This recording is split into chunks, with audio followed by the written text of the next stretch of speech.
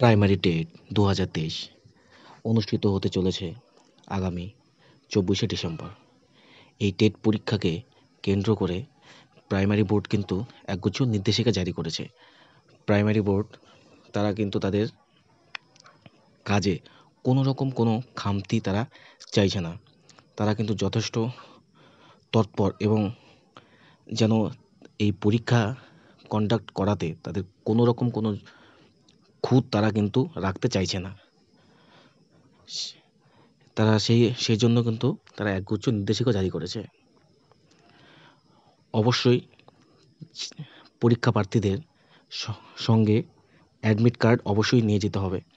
বৈধ admit card এবং বৈধ পরিচয়পত্র, সেটা Aadhaar card, PAN card, voter card, driving licence ইত্যাদি ছবিসহ বৈধ প্রমাণপত্র ছাড়া কিন্তু পরীক্ষার্থীদের পরীক্ষা কেন্দ্রে প্রবেশ করতে দেওয়া হবে না।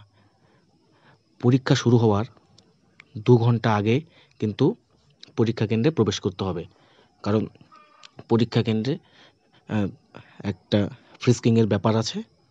তো তার জন্য পরীক্ষা কেন্দ্রে কিন্তু 2 ঘন্টা আগে তাদের পরীক্ষার্থীদের প্রবেশ করতে হবে। সেখানে প্রপার মেটাল ডিটেকটিভ এসব দিয়ে কিন্তু পরীক্ষার্থীদের তাদের ফ্রিস্কিং করা হবে। এবং অবশ্যই সঙ্গে শুধু বৈধ একটা পরিচয়পত্র, অ্যাডমিট এবং বল পেন নিয়ে পরীক্ষার্থীরা পরীক্ষা কেন্দ্রে প্রবেশ করতে পারবে। তাছাড়া কিন্তু অন্য কোনো কিছু কিন্তু আর অ্যালাউ করা হবে না। অনেকে কোনো রকম অলংকার এসব কিন্তু পরীক্ষা কেন্দ্রে কিন্তু তারা অ্যালাউ করবে না।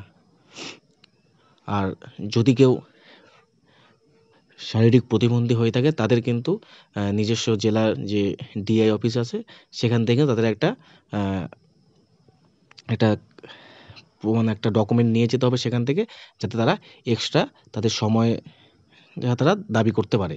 সেটা তাদের নিজস্ব ডিস্ট্রিক্ট ডিআই অফিস থেকে কালেক্ট করে নিয়ে যেতে হবে। আর পরীক্ষা কেন্দ্রের মধ্যে কোনো রকম ডিভাইস কিন্তু অ্যালাউ নেই।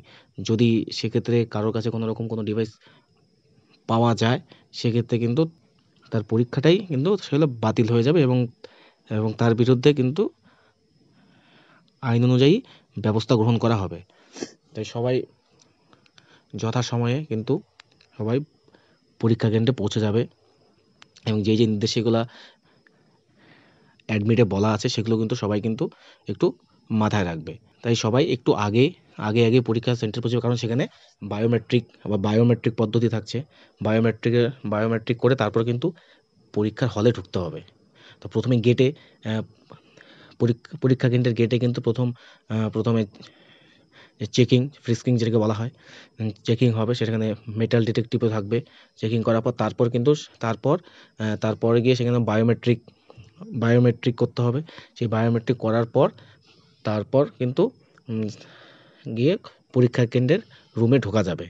তাই সবাই অ্যাডমিট কার্ডের মধ্যে যেই নির্দেশিকাগুলো দেওয়া আছে সেগুলো সবাই একটু ভালো করে মাথায় রাখবে। আর অবশ্যই সবাই ধীরে সুস্থে যাবে। এখন পরীক্ষার 2 ঘন্টা আগেই চলে যাবে সবাই, কারণ যেহেতু ফ্রিস্কিং হবে সেক্ষেত্রে অনেকটা সময় সাপেক্ষ ব্যাপার। তাই সবাই আগেই যাবে।